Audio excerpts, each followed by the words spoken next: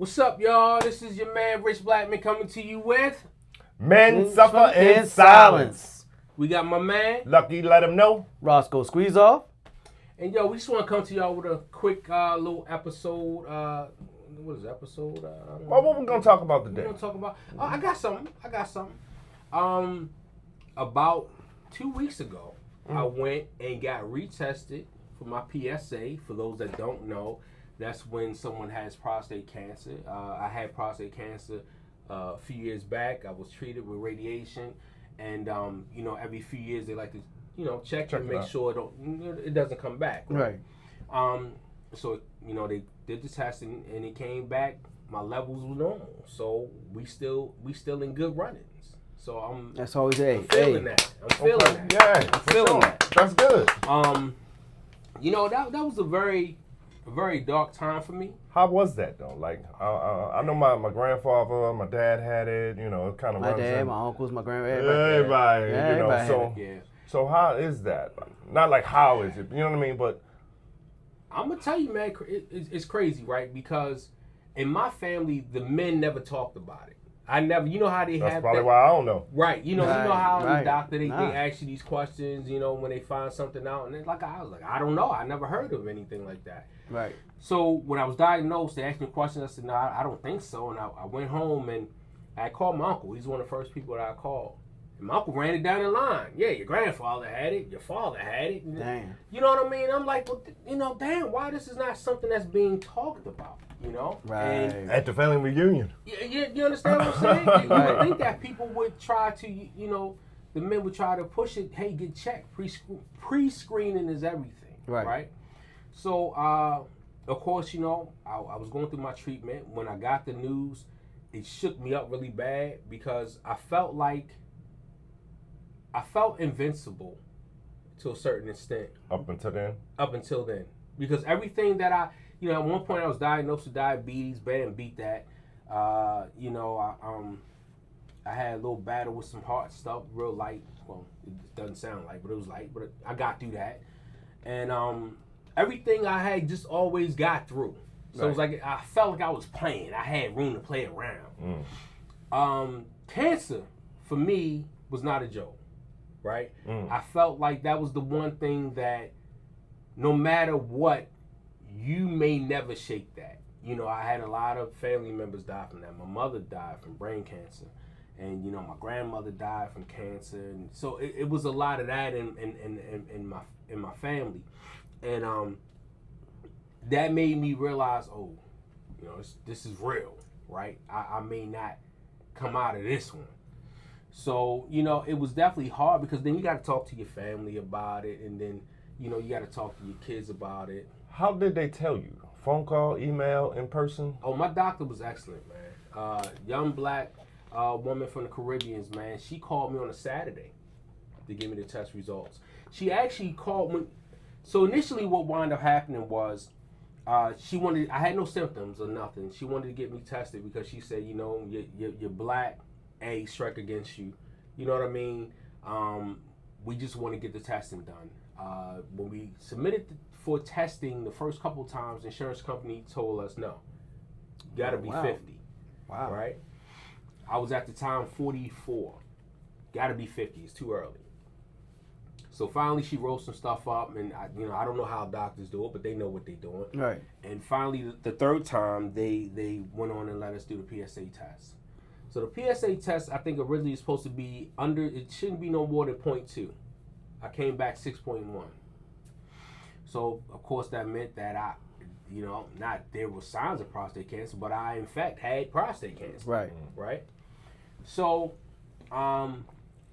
she had called me on a Thursday and said, hey, she didn't tell me exactly what it was. She says, look, I don't like what I'm seeing, but I just want to be sure. I don't want to alarm nobody. Go back in and get it done a second time. Right. I said, cool, I'll go next week. She says, no, go today. Wow. Right? So I was like, okay. I actually, in fact, went the next morning because I had to fast and all of that. Right. So I went back the next morning, got the blood work done. She called me Saturday evening. It's about 5 something in the evening. Called my phone and says, we have to talk. Wow. And she told me over the phone. And to this day, no matter where that doctor goes, she's changed practices, and I've changed with her. Right. Because she saved my life, man. She cared enough about me to take the extra steps. She saved my life. So I follow her to the end of the earth, man. But she told me. And I remember I was sitting in my car, and after that phone call, I was like, what do I do? Yeah, what do I do? Because in my mind, believe it or not, the first thing that came to me was, how am I going to tell my family? Right, right. You know what I mean? Right. You know, as a man, these are the things that are important to us. How am I going to tell my family? Right. Right? You know, I drove around for a little while, and I went home, and I told everybody, let's get in the car and take a ride, because I didn't want to do it in the house. So I'm taking a ride, you know, and all that. We got some food, and I just wound up parking, and I told everybody. And at the time, my three younger daughters were in the car, and it was like maybe 10, 11, and one was 17, something around that. I might have the numbers mixed up. We got a lot of kids, I don't know. But anyway, I had the numbers mixed up. So I told them that, and the car got quiet. The car got solid. Right. Because they didn't know how to process it. Like, I'm still trying to process it. But they were the biggest support system. Quick question. You told them the same day you found out? I did. Okay. I did. Wow. You know, I felt this. I felt, one, I had to get it out. Time was of the essence at that point. Yeah, because I didn't know to what extent. Because right. all I know is she said, you're supposed to be 0.2 and you're 6. I failed to tell you. So the first time it came back 6.1. Right. The second time I tested, same week, just right. a couple hours later, it went to 6.7. Wow. So we weren't able to stage it at that point, right? So I didn't know how much time we were dealing with. So I said, you know, I'm not gonna play around with it. So as time goes by, we make a plan to start treatment. I decided to do radiation. COVID hits. We had to sit it out for a couple months until they figured that whole mask thing and reopening things and stuff like that. So, you know, just imagine sitting there in limbo. Yeah, with this thing happening. And you know it's growing. You know right. You know what I'm saying? So by that time, I started to kind of feel a little bit of a change in my body. You know, I noticed that I was starting to use the bathroom a little bit more. You know, I just noticed things. And, you know, finally we got to a point to where we can start getting prepared for treatment. And I had an awesome team, man. I had an awesome team to help me through. But it was crazy because all of the people that I knew after that, because when you go to the doctor and they ask you your family history, and it's something that we got to get better at. When they ask about the family history, I absolutely did not know anything about my family history because nobody ever talks about it. Right. They asked me, who in your family suffer from prostate cancer? Men don't talk about it. Well, men, excuse me. Right. Yeah, men. Because women know everything about, you know, the history. Who in your family had prostate cancer? I said, I don't think anybody. Right. I went home, called my uncle. He saw your grandfather had it, your father had it, you know, this person had it. I'm like, damn, wow. So I was just going to get this. Right. You know what I'm saying? Right. So, you know, I remember the first time that I had to go in for them to really start doing stuff. And I'm not going to lie. And this is where I'm being vulnerable with you guys, because men do suffer in silence. The tests that they do are very invasive. Very invasive. Right. And I can understand why a lot of men are like, nah, I don't want to do that whole prostate exam thing. You know? But for me, I felt like my life, the extended part of what I wanted to create as far as my life was worth more than me saying, this is not going to happen. Y'all not going to do this to me. Right. You know? But the tests were they were kind of, I'm not going to say brutal, but uncomfortable. Right. Right. They were uncomfortable. Right. You know, to say the least. But in my mind, I knew it had to be done. Right. You know, to prolong my life. It Right. had to be done. And during the whole time that I was getting treatment, I remember going into the room, and while I'm getting treatment, I went 5 days a week. Before I went to work, I had to be there at 7:30. I change into my gown, and sit you in the room. Golden Girls was on TV for some reason. It's the strangest thing, but that was my mother's favorite show.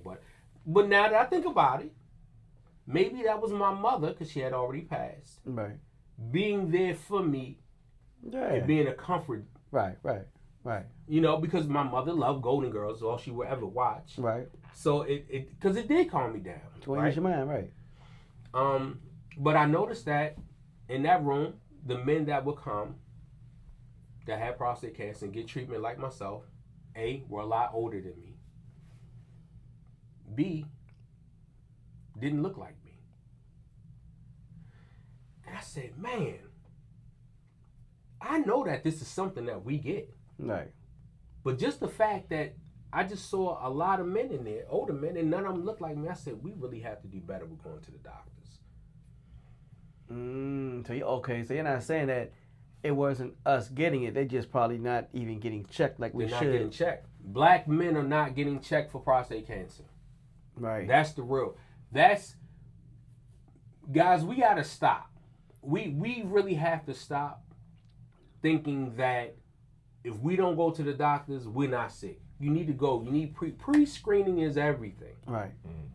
Literally, my doctor told me that if I never got treated, I would have had the average, and you can look this up, you can Google, this is real information. The average lifeline of someone diagnosed with prostate cancer from the beginning to the end, 5 years without treatment. 5 years, you're out of here. Wow. I just turned 50 this year, right? Right. If I would have never got treatment, Wouldn't be here. I wouldn't be here today. And that's real. That's real. You see what I'm saying? Right. Right. But I say all of these things to say, you know, this is another part of us suffering in silence, right? We need to talk about these things. We need to talk about health. With our family, with our loved ones, with our friends, with Right. our Yes. peers, with our Yes. damn near our coworkers. Like, Yeah. come on, is it? Yeah, I remember when I was going through it. Actually, the craziest part of I think one of the things when you go through something like this, you don't want to have a whole lot of, hey man, how you feeling? Like people treating you like You're different. yeah, like you're different. You know, that's why Right. I was a little bit, reluctant to tell people. But then when I started to think about it, I said, you know what, but people need to know. And I remember putting this out. Well, actually, the first friend that I talked to was my friend in North Carolina. I had briefly talked to him about it. Then I had my man Roscoe over here. And I told Roscoe. And I think throughout that whole process, Roscoe was the one who asked the most questions. And it was just funny to me because I could tell that you were absorbing Right. and learning. You know what I mean? Right, You were right, interested. right. Yeah, I'm his boy. He wanted to make sure I'm all right. But he's like, I could tell he was like, damn, maybe I need to make sure I be. You know what I'm saying? Mm-hmm. So, it's like every step of the way. And I just was like, yo, that's crazy. And I put it on Facebook. And, I had put that I was diagnosed and I was going through this and all of that. Crazy part about it, I had maybe 5 comments on, I hope you feel better. You going to get through this, brother? Real encouragement stuff. 5 comments. My inbox was loaded. Right. Men, women talking about, so are there any symptoms? Because I keep telling my husband he's got to get checked out and he don't want to do it. How can I talk to him? And then your age, loaded. too, was big. And my age, you're right, my age was huge because even my doctor said, I said, be honest with me. Am I the youngest one in this thing? He said, I put it to you like this. You're in the top 1%. Wow. Yeah, because you think of prostate cancer, you think of You're older. white hair, 60, gray hair, 70 years old, 80 years old. walking real slow, can't get their feet more than 6 inches apart. Yeah, real. You think of that? Because that's what I saw when I was Real? getting treated. Oh, wow. You know what I'm saying? Stuff like, Right. The kind of conversations that they would be having with people say, well, you're going to probably suffer from erectile dysfunction. And then the guys are like, So, Hey, man, I ain't used this thing in years. I ain't used this thing in years. Right. I'm in the corner like, Right. yeah. Oh, right. Hold on. What do you mean? You Right. know, lucky for me that wasn't a problem, but I'm just saying. So you know, it was crazy because with the inboxes and seeing everybody do that, I was like, man, and that showed me too that a lot of people needed these things. They need a platform. There's a lot of men suffering in silence because they can't. They shoulder it. Right. A lot of men was like, I want to, but I heard about the test. To quote Lucky, let them know their pockets is heavy. You see what I'm saying? So it was a lot. It was a lot of that, man, and you know, and it was just. I wish that. Well, I'm glad now that we have a platform like this because even with something like that, man, you know, men, we keep it to ourselves, you know, and we need an outlet.